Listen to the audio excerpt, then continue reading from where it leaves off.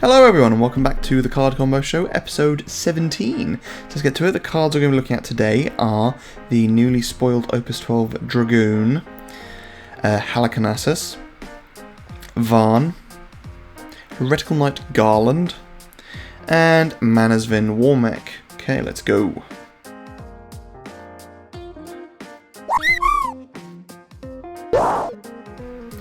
So, the new Dragoon, he's got some interesting text. So, when Dragoon enters the field, you may reveal any number of job Dragoon or card name Dragoon from your hand. When you reveal one or more, Dragoon gains haste until the end of the turn. In addition, when you reveal 4 or more, choose one forward, break it.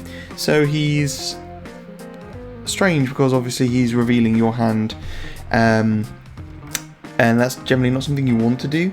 And another thing that a friend of mine pointed out with Dragoons is that it generally is similar to Chocobos in the fact that you're flooding the field, so you tend to not have too many cards in hand.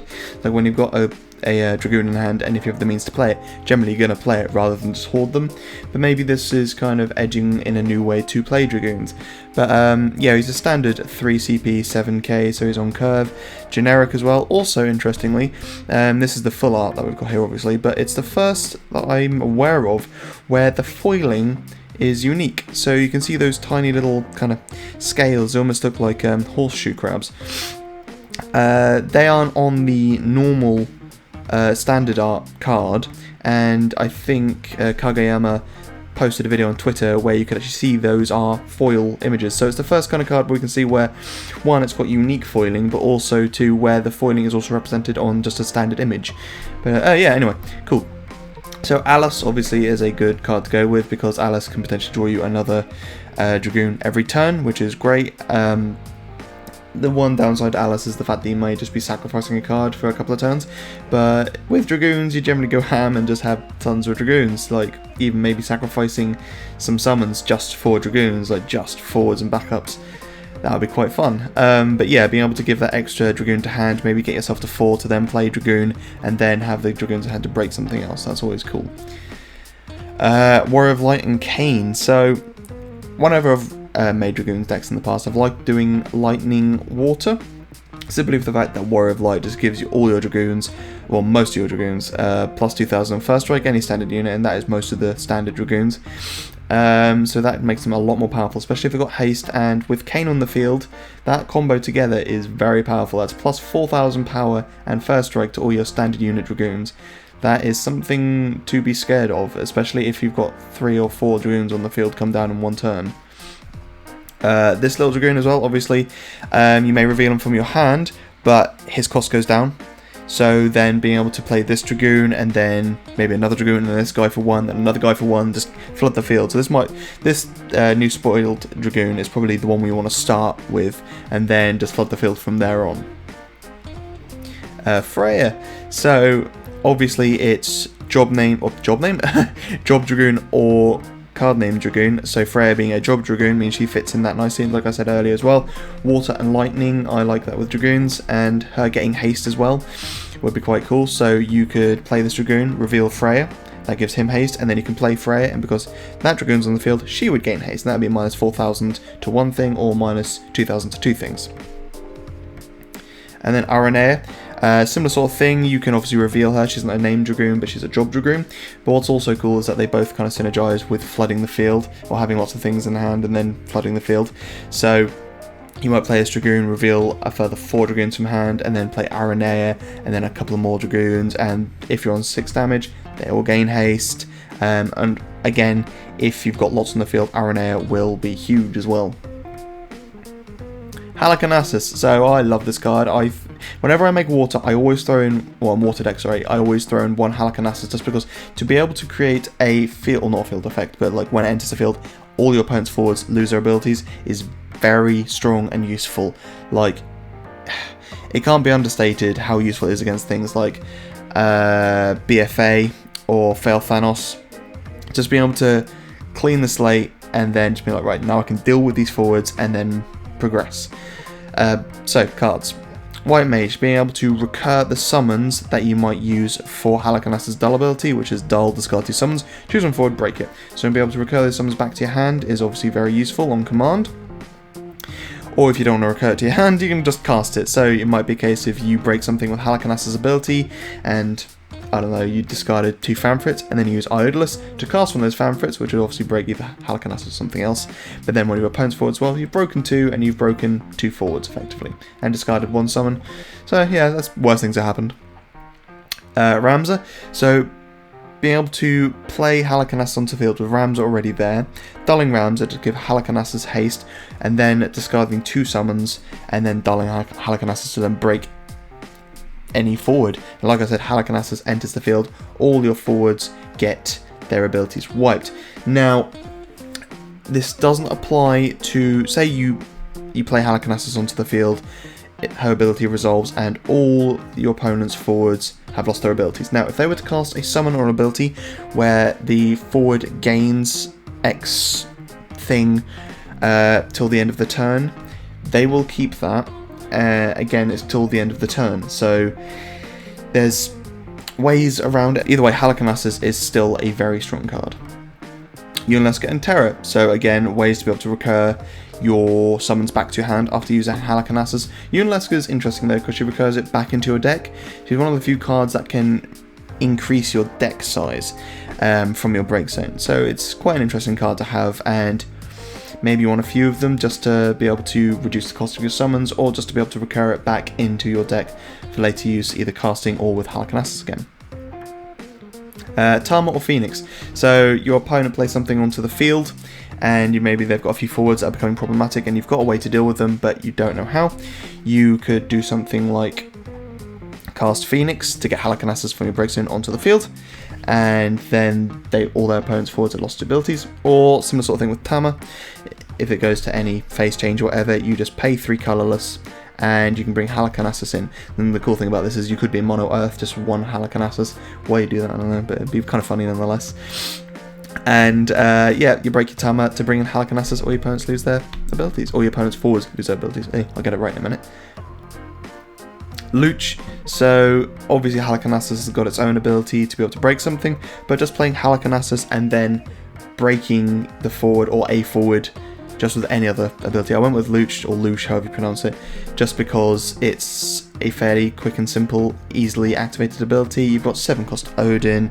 In water, I think there's only other 1 forward that has an outright break, and that's Gao, and that requires you to have like 3 or 4 monsters, so that's not exactly viable, but just it means that if you play Halicarnassus, if you've got any means of just outright breaking something, now would be the perfect time to do it. Excuse me. So Varn, I've always enjoyed Varn. I think he's got a really interesting toolkit because he can play a wind forward of 3 or less, and there is a lot of good wind forwards that are cost 3 or less. Also, when he attacks, you can activate 2 backups. So Chelinka, as per standard, has got an attack ability, so if Varn were to attack twice in 1 turn, he'll reactivate 4 backups. There might even be more backups than what you've already got, but you can combo that into using some backup abilities or casting summons. Nono or Nono. So Nono, the first Nono even, being able to attack with Varn and reactivating 3 backups would be quite fun. You can actually reactivate the same backup, so you could let Varn's ability resolve, then use a backup, or use some backups and, I don't know, do something ability, and then Nono's ability could then resolve and reactivate another backup that you just used. And then similarly with the other Nono, being able to effectively reduce his cost, meaning that he's played something onto the field, whenever he attacks he'll be recurring a lot of his cost as well, but he also costs 1 less because he is a 12 forward. Balthier, so being able to play Varn into Balthier to then go find yourself a Fran, or a Redas, or I've forgotten all the names of the Sky Pirates, but yeah, be able to get even more value, more bang for your buck even, by playing these 2 guys into the field, and 7k power is nothing to sneeze at, so if you've got Maria down, then they could be even bigger, or maybe Pinello. I have made just Sky Pirate decks where the backup Pinello that buffs only Sky Pirates, and it can be quite fun, but yeah, just recurring more value. Philo, so be able to play Varn into Philo. Philo would come in and see Varn being a Sky Pirate, and they'd be like, well, then I'm going to go swinging. She'll gain 1000 power and haste. Chocobos and Chocobos, so yeah, Varn with Chocobos is always great, being able to activate backups for Chocobos, especially with the Fat Chocobo. to dull the fat chocobo and buff any of your bobos would be quite cool. But playing Varn into the first chocobo into the second chocobo to then give Varn haste and swing and reactivate 2 backups as well. If you've got No down, reactivate 3 backups. You've gained 3 forwards, Varn's attacked, and you've reactivated 3 things. That's really good value. Chocobo Knight, so Varn into Chocobo Knight to then search yourself another Chocobo, maybe to find Fat Chocobo, to then play Fat Chocobo, to then bring more Chocobos onto the field, and you kind of get my drift. And Ritz. So they're kind of similar cards, but Varn into Ritz, if you're on 3 damage, great. If you've got an FFTA forward, even better, because Ritz will gain haste and 1000 power, and when she attacks, choose up to 3 backups you control, activate them. If you're on 3 damage, she can't be blocked. So if you just on 3 damage and say you've got, I don't know, I've forgotten his name, the main character. Nope, it's gone. But yeah, just any FFTA forward, and Ritz, Varn. If you get to attack with both of those in one turn, you've reactivated 5 backups. With No down, you've reactivated 7 backups. That's just funny. Heretical Knight Garland. So when he first came out, I just thought he was awesome just due to the fact that his paid for ability, when he attacks, he'll deal 6,000 damage to all the forwards your opponent controls. I'm having a great day today. But you can pay for it twice, so that means that he can use his ability twice. It will be 2 packets of 6,000 damage, so if your opponent has something like Minwu, and it doesn't outright kill something, that damage will disappear. But, you know, there's ways around that, and ultimately you are dealing, if you can, 12k to your opponent's field. Now, it will have been, a 12 CP you've paid to do that, which is a bit much, but it's funny, and there's ways to make it cost less. So yeah, first and foremost, Chaos Walker the Wheel or Famfrit the Darkening Cloud. So just being able to, these are 2 of the easiest ways to just break something. They do have their downsides, but yeah, if you can just break something on your opponent's field, that then means Heretical Knight Garland costs 3 less. That 3 is what you paid for Famfrit or Chaos. And you've broken something, Heretical Knight comes in for 2, and he's an 8k, that's just awesome. Yasma, so Yasma obviously can reactivate all your backups. If you have Yasma on the field, reactivate your backups, pay for Heretical Knight Garland's ability. Now you will have to pay off hand a little bit because obviously it requires 4 and 2 earth. You can't have 6 backups unless you have Shalua, I think her name is, or Shara, I can't remember. But the chance of that are pretty low. So yeah, being able to reactivate your backups, pay for it, and then do it again with your activation phase, and then you go and pay for Heretical Knight Garland's ability again. You've effectively discarded 2 cards from hand and paid 4 backups. Nice. Ovelia, he's a knight, just given plus a K is threatening, especially with the plus 6k damage attack. He can become threatening very quickly. And similar sort of thing with Rain, so you could have Ovelia and Rain and Heretical Knight Garland all in the same deck. If you get Rain to attack first, that's minus 2,000 to all your opponent's forwards, and all your forwards have gained plus 2,000, and that's minus 2,000 to all of them. Same with Heretical Knight Garland, when he attacks, that'll be effectively an 8k damage swing to your opponent, so unless they've got some big bodies out there, they're going to be losing a lot of forwards. And Chelinka, yeah, you don't have to pay the full 12 CP was it, to be able to use his ability twice, just make him attack twice. He'll be brave as well, which is again quite scary for your opponent, but you get him to attack once and you've paid for his ability, 6k. Chances are at that point they'll probably block, but you attack again, if they've got any forwards remaining, they'll likely be dead. And then Manasvinwarmech. So just pay the 1 fire additional to the 6 you have to pay for Heretical Knight Garland. That will mean that he's then dealing 8k to your opponent's field. A lot more reasonable to pay. Well, I say reasonable, it's still 7 CP. You could have paid for something like Shantotto, but you're not losing your stuff by doing it this way, I guess. Anyway, this segues nicely into the next card, Manasvin. So I love this card. To be fair, I say that about every card, and I love this card.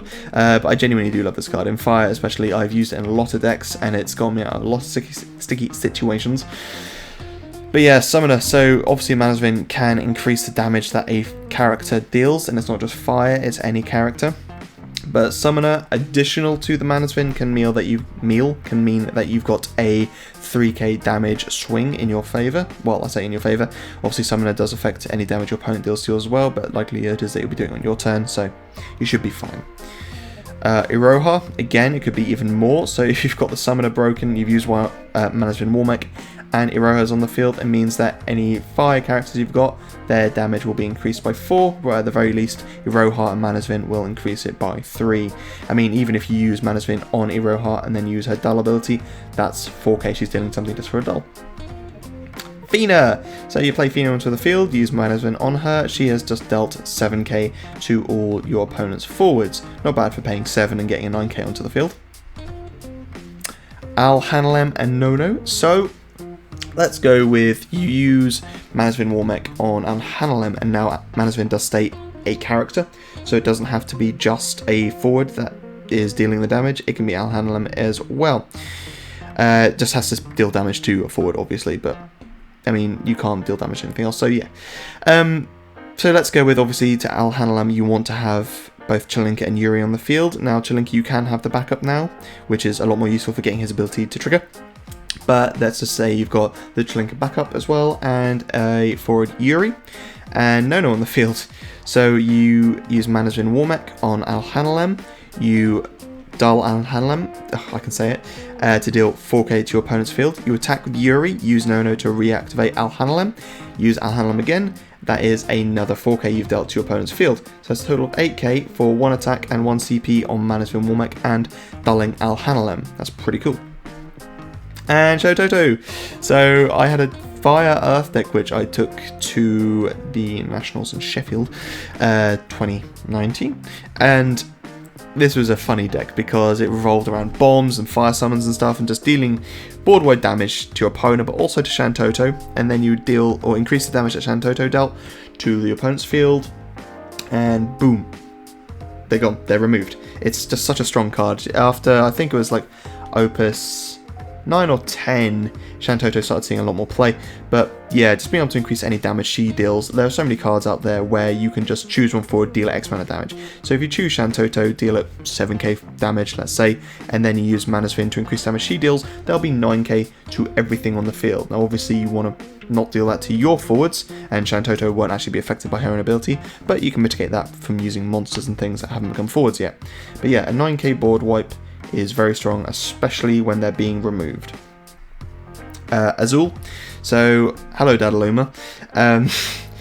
The fact that you can deal 1k to this dude and he will deal a packet of 1, 2 and 3 if you're on 5 damage is insane. But if you use Manasvinwarmech on him, that means that he will be dealing 3, 4 and 5. Now you can separate that damage to different forwards if you want, or you can just deal it to one forward.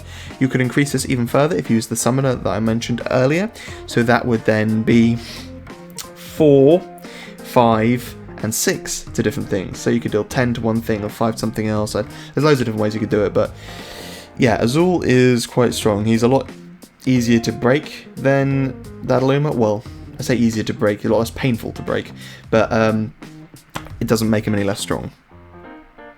Palom! So, like I've said many times before, I'll put this card wherever I can. So, Palom, when he attacks, you choose a forward, deal it 2k, you can increase it to 4k, which with other fire chip damage would mean that maybe Palom kills something and you can go fetch yourself another Palom to bring them to the field. Which also you could increase damage with something like Manasvin. Sars and Dodge. So again, a very, very, very niche and rare play, but I think these cards can be quite fun, especially as Sars. Well, it's just like such a small card, but if you've got Dodge down, really hard to get rid of as well. Now, I say that obviously he's only 3k health, but still, if let's say you're on 5 damage and Sars is swinging and dealing 5k, you can increase that to 7 with Manasvinwarmech, and your opponent has to find some form of board wipe or way of blanking him to then actually get rid of him, which is kind of funny given the fact that that card never gets played. Gilgamesh. You pay 1 fire, you deal something 2000 damage. You pay an additional fire through Manasvinwarmech to Gilgamesh, and then you pay a further 2 fires for his ability. You've then dealt 8k to just one of your opponent's forwards. That's really good. It's a good little toolkit, Gilgamesh, being able to do all these different things in different elements, but in fire it's particularly useful, especially with Manasvin. Dash. So his first strike, the Manasvin with any first strike is just really strong because it increases damage it deals. First strike means it deals the damage first. Great, but the fact he also deals plus 2000 damage on attack is insane. So Dash would attack, deal 4k to all your opponent's forwards, and then if it was to be blocked by anything, he would then deal 9k on the block. So he is effectively a 13k, sorry, having a small seizure there when I'm trying to think and do my math. He would be a 13k attacker. And there we go, ladies and gentlemen. Thank you ever so much for watching. Be sure to like and subscribe, and I'll see you all in the next video.